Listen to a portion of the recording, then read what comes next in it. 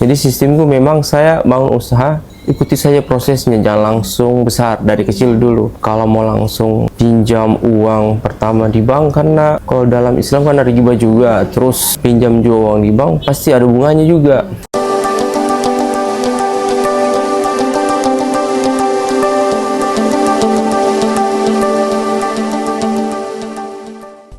Assalamualaikum warahmatullahi wabarakatuh. Perkenalkan, nama saya Ahmad Sawir selaku owner dari percetakan tradisi. Kalau untuk percetakan memang lingkunganku juga di Sindari ya sudah bergerak di bidang percetakan dekat-dekat rumah.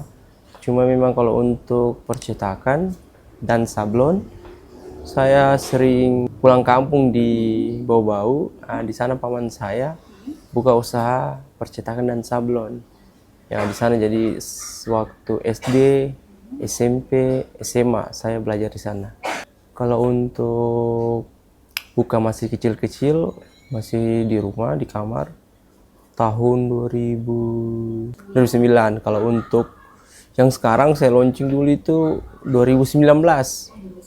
Jadi 2009 tuh masih bujang, 2019 baru memang fokus betul. Jadi pas launching logo baru untuk tradisi Kendari di dia tahun 2019, karena di Bau-Bau juga ada nama tradisi itu punya paman saya, namanya tradisi Buton. Kalau tradisi alhamdulillah sudah dikenal, ya alhamdulillah sudah berjalan 5 tahun. Kalau untuk awal buka dia tahun 2019 tanggal 4 bulan 4 tanggal 9. Dia itu masih di kamar saya ukuran 3x2. Jadi saya terima orderan lewat situ, masih mengandalkan alat-alat yang seadanya dulu, seperti komputer sama printer A3 sama mesin cutting. Jadi pertama paling laptop dulu modal awal yang dipakai dulu kuliah, lanjut buka usaha. Setelah dapat orderan baru beli komputer. Setelah dapat orderan saya lanjut lagi beli mesin cutting, terus beli lagi mesin A3. Sudah berjalan sekitar 3 bulan, masuklah investor untuk mengajak kerjasama. Jadi sistemku memang saya bangun usaha, ikuti saja prosesnya, jangan langsung besar, dari kecil dulu. Kalau mau langsung pinjam uang pertama di bank, karena kalau dalam Islam kan ada riba juga, terus pinjam juga uang di bank pasti ada bunganya juga. Saya dengan cara tersendiri yang memang bagus menurut Islam adalah investasi. Jadi kalau ada investor yang masuk, kita kerjasama. Jadi investor itu datang ke rumah saya langsung bilang, ayo sini kita bareng. Dia juga pernah jadi bos saya, ajak investasi selama 2 tahun pakai nama tradisi. Sebenarnya pakai nama tradisi, kami sistem bagi hasil. Berjalannya waktu, karena masih COVID dulu, jadi sahamnya dijual ke saya. Alhamdulillah tradisi 100% milik saya. Kalau suka dukanya karena masih jalan sendiri juga, jadi kalau mencetak spanduk karena masih melempar, masih bawa di tempat lain. Jadi kita mendesain, kita beri cetakan, kita antar juga. Jadi masih dilakukan sendiri. Mulai merekrut karyawan itu pada saat investor datang? Sebelum investor datang sudah ada rekrut 1 orang. Sudah ada 1 orang. Dia biasanya kalau saya ada orderan, saya ajak teman-teman di lorong untuk bantu. Nanti dia bayar langsung kayak begitu, sesuai orderan yang masuk. Saya pakai sistem pertama karena pesan dulu, setelah pesan terus kita hitungkan harganya. Jadi sebelum kita lakukan produksi atau desainnya, kita hitungkan harganya. Setelah itu sudah dibayar baru kami proses. Sudah diterapkan, tapi masih ada juga kadang tidak dibayar karena kemungkinan dari pesanan teman ya kayak begitu. Jadi ada yang memang tiap tahun itu saya perhatikan, ada memang tidak terbayar. Kebanyakan itu teman. Iya, jadi memang pentingnya itu cash flow buat perkembangan usaha. Jadi saya tanamkan kalau untuk sekarang sudah berapa tahun ini memang harus bayar dulu, baru bisa diproses. Kecuali ada persetujuanku bahwa cetakan ini bisa di sistem tagihan atau diutang, ya bisa diproses. Jadi tiap tahun itu naik sewa ruko tambah satu terus kak. Iya, jadi pas 4 tahun 4 ruko. Iya, jadi saya bergerak di bidang percetakan. Lihat pasar di kota Kendari, pertama saya lihat supplier bahan di kota Kendari masih kurang. Saya coba belajar, dapat link dan tahu caranya. Saya mulai juga ada percetakan. Saya jual bahan baku percetakan. Ada supplier bahan, ada toko kaos, toko sport, sama butik, sama toko aneka plastik. Berarti ada 6 lini usaha yang sekarang. Iya ada. Tradisi grup. Iya. Kalau untuk nominal tidak menentu juga. Kalau orderan jumlah yang masuk bisa sampai 100 konsumen. 100 inputan, paling sedikit 50. Membludak biasanya itu di sini yang membludak biasanya hari Minggu sama hari Senin. Iya, jadi hari Minggu saya buka tiap hari. Dulu tidak buka tiap hari, tapi saya lihat permintaan di kota Kendari membutuhkan percetakan buka hari Minggu, jadi saya buka hari Minggu. Kalau pemilu, dari pemilu ada peningkatan 100%. Iya, jadi tahun lalu misal dapatnya di bawah 100, bisa kali 2 lah untuk pas pemilu. Ramadan juga. Iya. Sama 17 Agustus. Iya. Kembali lagi ke awal, kalau untuk pemilu saya tegaskan kepada konsumen, kami tidak akan proses kalau belum dibayar. Tetapi banyak karyawan juga yang langsung proses sesuai aturan perusahaan. Jadi kalau ada tidak bayar, karyawan yang bayar. Kalau sukanya karena saya ambil bisnis ini karena saya tahu. Pertama saya sudah tahu, terus selalu mengembangkan apa permintaan konsumen, apa permasalahannya di kota Kendari, kita carikan solusinya supaya bisa tersedia di kota Kendari. Permasalahan juga percetakan kecil di kota Kendari supaya kita bisa membantu dalam proses produksinya. Dukanya itu paling itu pertama, satu, cetakan tidak dibayar. Pertama alasannya misal meninggal dunia, pernah terjadi orderan Yasin, yang pesan Yasin katanya meninggal dunia. Nah, jadi saya tidak tagihkan. Tapi Yasinnya sudah dibawa. Nah, itu orderannya karyawan sendiri. Saya tidak tahu kalau itu memang betul atau tidak. Terus karyawan sering pinjam uang, terus menghilang. Jadi memang saya sudah perbarui sistem bagaimana itu kita mengatur SDM supaya sama-sama adil. Pertama kita bikin kontrak, terus adanya perjanjian antara pekerja dan pemberi kerja supaya terjadinya keadilan dalam bekerja. Kalau untuk tradisi percetakan dan sablon, kami sudah ada 2. Ini kantor pusat, dia menjual juga bahan, dan toko yang lainnya seperti sport, baju, dan plastik. Kalau di cabang pertama itu di Lawata, dia bagian untuk percetakan saja, percetakan dan sablon. Kalau untuk mengembangkan mungkin saya cukup 2 dulu, cukup kota Kendari 2. Kalau ada yang mau ajak kerjasama, saya buka. Saya memang buka kak. Kalau untuk sistem saham, saya buka dari percetakan, dari supplier bahan. Jadi saya buka, bebas siapapun bisa masuk dia. Jadi dia ada sistem bagi hasil dia. Kalau untuk kedepannya paling kalau mau buka di Bau-Bau. Ya karena saya juga dari sana. Saya lihat paman saya sudah pindah belok di bagian interior kayu. Kalau untuk tahun depan, saya tergantung SDM. Nah, pertama kalau misal mau buka cabang kan dipersiapkan dulu anggotanya. Dunia percetakan untuk mencari SDM bagian senjata utama pemasarannya sama tim desainnya. Itu yang paling utama, membuka usaha percetakan dan sablon. Kalau mau profesional memang harus bisa semuanya kak. Kalau selaku owner minimal ada tahu lah. Kalau misal kayak saya bisa mendesain, terus bisa produksi juga, bisa juga kasir. Alhamdulillah untuk sistem yang di tradisi saya bisa backup semua. Jadi kalau ada anak-anak yang baru masuk, saya sudah ajarkan. Ya, jadi itu memang suka dukanya juga dulu itu kalau masih pertama buka, kita yang mendesain, kita yang mencetak, kita juga yang kasir. Apalagi kalau tidak masuk karyawan, kita semuanya. Nah, hari Minggu juga mau libur tidak bisa karena kebutuhan juga permintaan kayak begitu. Jadi memang minimal kita selaku owner memang harus bisa. Jadi kalau anak-anak yang baru, remaja-remaja yang baru membuka, orang buka usaha itu pasti ada dicari. Pertama keuntungan. Untung kalau untuk jadi kaya jangan dulu. Itu butuh proses. Yang penting cukup dulu usaha dikembangkan.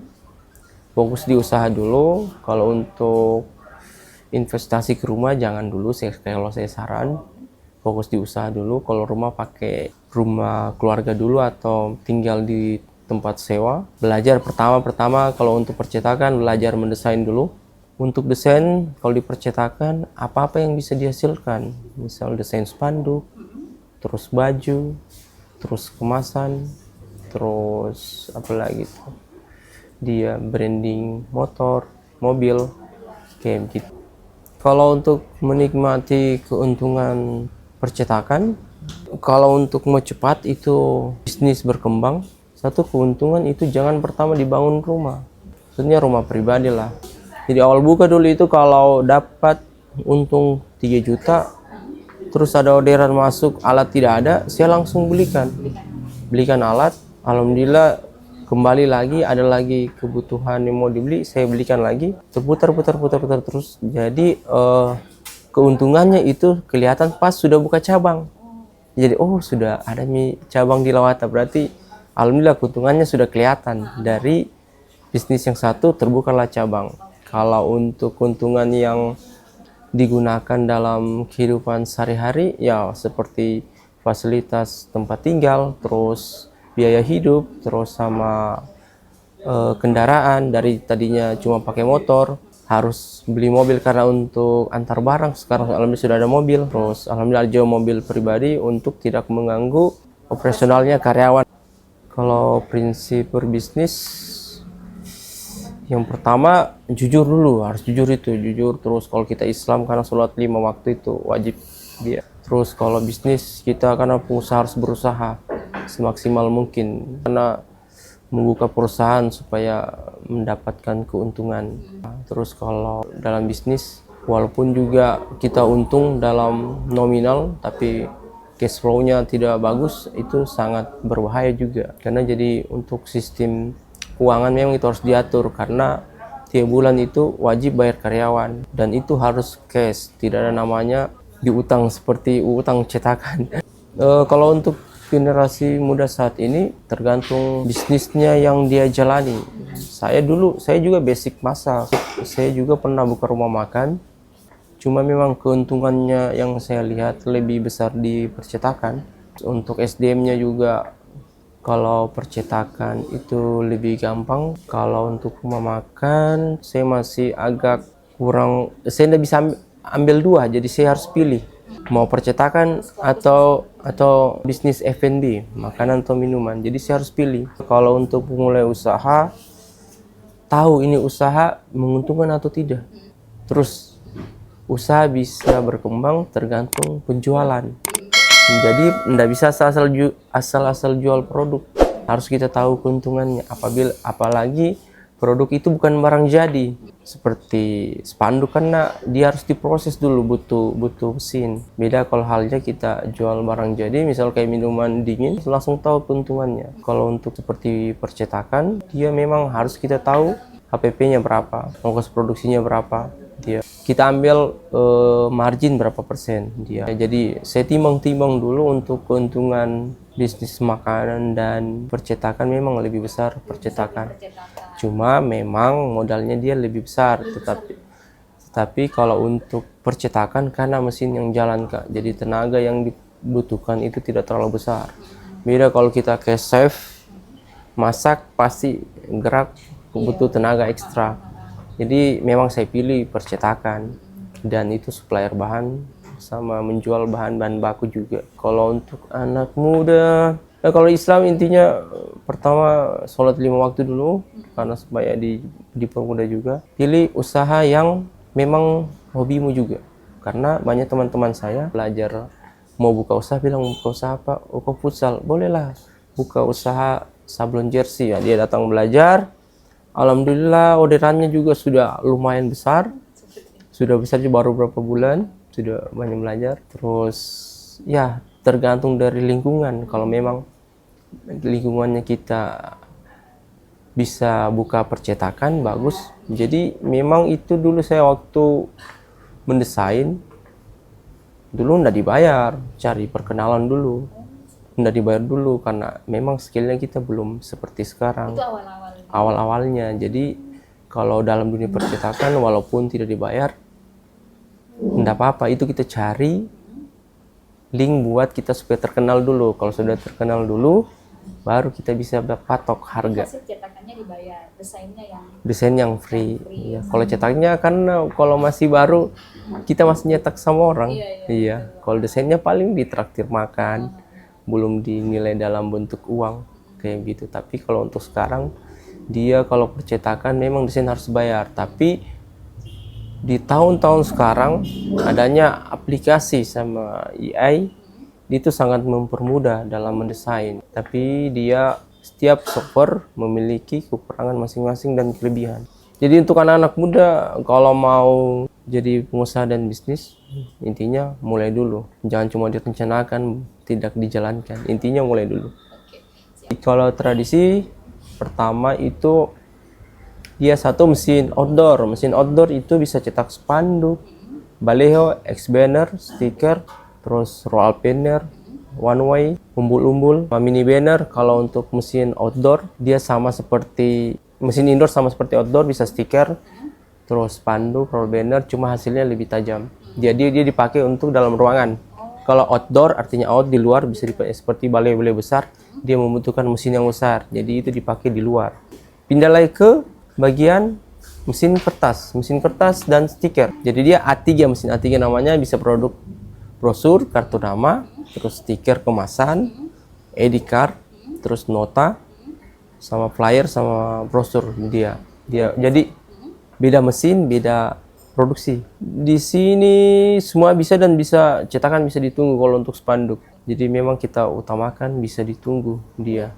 Kalau untuk mesin baleho dia ada dua kalau di sini, mesin indoor ada satu, mesin Xerox ada satu, mesin riso yang untuk buat kertas suara, contoh-contohnya sama nota dia ada satu, sama kalau untuk sablon digital juga ada dia. Sablon digital itu sablon seperti Polyflex, terus DTF, sama pensi, tapi yang sering dipakai itu sablon DTF. Jadi kami ada juga mesin DTF. Jadi kami terima dari percetakan dan sablon kecil-kecil yang belum ada mesin DTF-nya, melempar sama kami cetakan. Terus untuk sablon manual kami juga ada, masih tetap pakai sampai sekarang.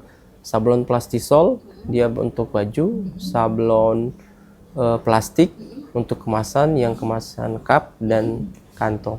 Sudah lengkap sampai 100 bisa dapat 100 beda-beda karena gabung lagi 100 di sini percetakan baju berapa, toko bahan berapa, 100 juta. Iya. Kalau untuk hari normal masih dapat itu. Iya dapat 100, masih omset dia. Intinya kalau 1 tahun dia bisa dapat M juga, dia dapat M karena memang juga karyawan juga banyak, jadi memang kita harus untuk penjualan memang harus besar supaya nutup dia. Karena satu pertama kita harus bayar pajak juga, bayar pajak, sama yang saya masih pelajari itu bayar zakat usaha 2,5%. Jadi itu masih saya pelajari. Saya tidak tahu itu zakat apakah nanti kalau sudah bayar pajak per tahun apakah masih dikurangi. Itu masih konsultasi tentang pembayaran pajak dan zakat. Kalau untuk sholat, kalau yang kita briefing, saya wajibkan sholat 5 waktu. Kalau waktunya sholat, wajib sholat. Muslim semua di sini, karyawannya laki-laki semua.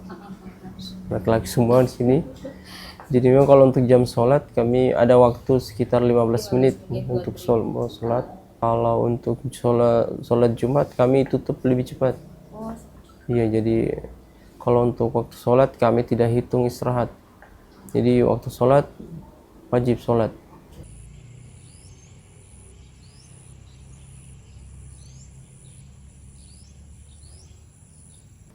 Oke, terima kasih. Saya Ahmad Sawir selaku owner dari Percetakan Tradisi. Sampai jumpa kembali. Wassalamualaikum warahmatullahi wabarakatuh. waalaikumsalam.